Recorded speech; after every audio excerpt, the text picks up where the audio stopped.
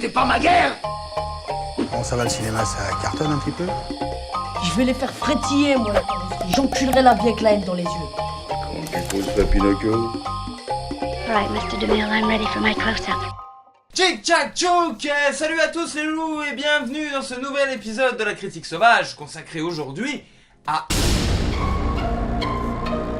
Us, nouveau film de Jordan Peele. Et si vous pensez que je vais le démolir juste parce que j'ai pas aimé Get Out, c'est justement là où vous vous trompez. Et oui, je n'ai pas aimé Get Out, je fais partie de ces rares personnes qui sont pas rentrées dans le film parce que tout simplement je trouve le propos beaucoup trop appuyé, même si sincère et louable. Parler du racisme ordinaire et actuel dans le monde d'aujourd'hui et surtout dans l'Amérique de Trump, le mec, dès que j'ai vu qu'il faisait ça, j'ai envie de lui serrer la pince et de m'agenouiller devant lui. Le problème, c'est que le mélange entre le propos profond, l'humour qui provient de son duo Key & Peele qu'il avait popularisé à la télévision et le cinéma de genre ne fonctionnait pas. Et là, pour le coup, il revient en force avec du pur thriller horrifique et psychologique qui nous raconte l'histoire de Gabe et Adélaïde, un couple afro-américain accompagné de leurs 2 enfants qui décident de se rendre sur la côte californienne à Santa Cruz dans la maison d'enfance d'Adélaïde. Ils rejoignent un couple et leurs 2 filles qui eux sont blancs et le film dérape puisque rentrés à la maison après une journée passée à la plage, une famille, 2 parents et 2 enfants se retrouvent dans l'allée de leur maison et il se trouve qu'il s'agit de leur propre double. Ha!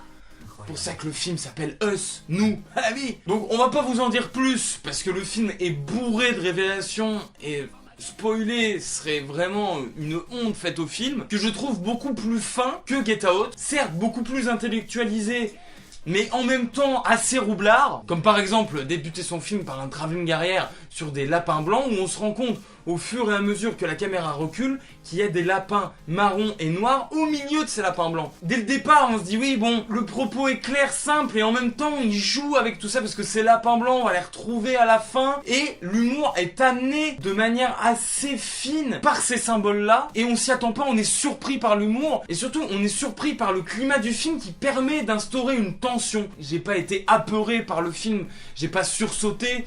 Je trouve que cette jumpscare avec la musique qui s'accélère d'un coup et on voit le personnage qui surgit derrière eux, c'est un peu trop systématique. C'est le nouveau style d'horreur aujourd'hui, ça me fait pas peur. Dupont-Aignan, ça me fait peur. Oui, ça me fait peur. Et c'était un peu la même chose dans Get Out. Je pense qu'il se fait plus plaisir à torturer le spectateur psychologiquement qu'à lui faire peur. Au départ, on pense que ces doubles ne sont que pour cette famille-là afro-américaine et en fait, on se rend compte qu'il y a aussi des doubles dans leur famille de meilleurs amis blancs là. Et que au-delà du fait qu'il parle de l'Amérique d'aujourd'hui et tout ça, il évoque aussi un propos qui est universel, c'est que notre pire ennemi c'est nous. On se fait peur aussi nous et c'est la folie mentale ou la schizophrénie, des choses comme ça, on est notre pire ennemi. Et je trouve que c'est beaucoup plus intelligent que dans Get Out. Sa volonté de mêler genre et propos politiques était sans cesse anéantie par ce sidekick, ce meilleur pote du héros qui sortait des vannes complètement à côté de la plaque. Cette volonté de faire du genre à tout prix mais en s'y prenant comme un gland, ça ne fonctionnait pas. Et que le fait d'être noir aux États-Unis, ça résonnait pas aussi fort que dans Us. Alors que là, ces tentatives d'humour sont beaucoup mieux amenées et surtout servent le propos. Oui, certes, le dernier quart d'heure est explicatif. Tout comme dans Get Out, je trouve qu'il est pas toujours très fin, c'est-à-dire que ces retours sans cesse avec les flashbacks.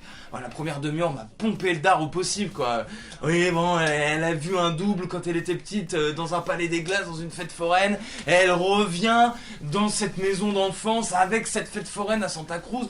Déjà, t'as envie de dire, bon, pourquoi la nana revient à Santa Cruz? On comprend pas, ça tient pas debout. Elle est un peu sous la coupe de son mari qui décide un peu de tout, bon, d'accord. Je trouve aussi que la musique est un peu trop omniprésente pendant les jumpscares, mais aussi pendant ces scènes d'horreur qui viennent accentuer le fait que, bah, ça va te faire peur, hein. Alors, on met les violons, ouais. La bande originale est un peu trop présente pour accentuer ce qui se déroule à l'écran. Il s'embourbe là-dedans, comme pour mettre le spectateur dans sa poche, et vous savez que ça m'énerve particulièrement, mon Dieu.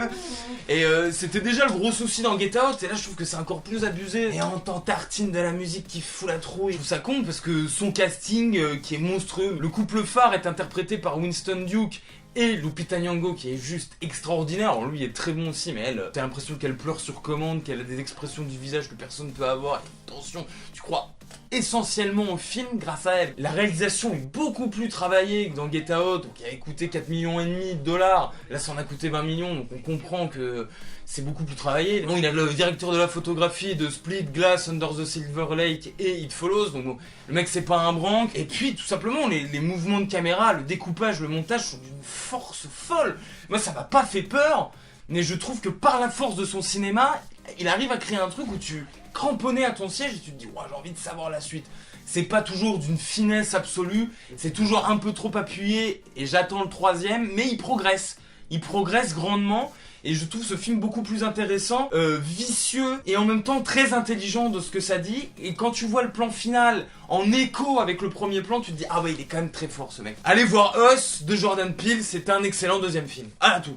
Eh non, cette critique sauvage n'est pas terminée, puis on vous réserve une petite surprise. Et oui, en effet, le même jour que Us, le 20 mars 2019, sortait Walter, premier film de Varenté Soudjian, qui met en scène un vigile qui se prénomme Walter et qui va mettre à mal les plans de braqueurs amateurs venus voler une bijouterie collé au supermarché dans lequel il travaille. On retrouve au casting de ce film Isaka Dawadogo qui interprète le fameux Walter. Il y a également Alban Ivanov et les fameux Dégains popularisés sur YouTube, ce duo qui avait sorti son film l'année dernière du même nom, les Dégains, qui était dégueulasse. Là, incompréhension totale. Walter qui est censé être une comédie mais qui se révèle être plutôt un film de genre comique où chaque dialogue est une vulgarité confondante à base de je te tous vous t'as vu cette et pile-toi bien, je vais te chat et tout, c'est que ça. Il y a absolument pas pour le coup de propos politiques derrière. On l'a mis en corrélation avec Us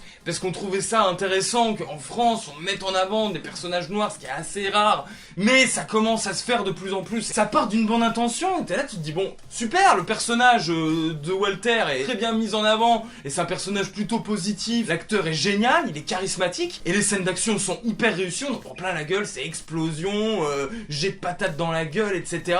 Ça, y a rien à dire, c'est impressionnant. La réalisation est plutôt assez soignée, y a une ambiance, pour une fois c'est pas suréclairé comme un téléfilm TF1 où tout est jaune et blanc et c'est insupportable. Et alors, à part ça, c'est de la vraie merde quoi. C'est là tu te dis bon, ok, ça ne sert à rien. Ce mélange entre action et comédie qui aurait pu donner quelque chose d'assez inédit et où les répliques pètent et ça détonne. Alors non, les acteurs sont plutôt bien dirigé mais avec des répliques complètement inutiles et nazes. Du coup ça donne un film d'une lenteur absolue où on se fait chier et où il manque clairement un grain de folie quoi. Ça reste hyper basique et vraiment sans intérêt quoi. Donc allez plutôt voir Us de Jordan Peele mais évitez Walter comme pour prouver que aux États-Unis on arrive à produire des choses intéressantes où on mêle politique, horreur et humour, et en France bah, on applique juste un scénario à la con, assez prévisible de A jusqu'à Z et sans saveur. C'est dommage, c'est vraiment dommage. Ouais,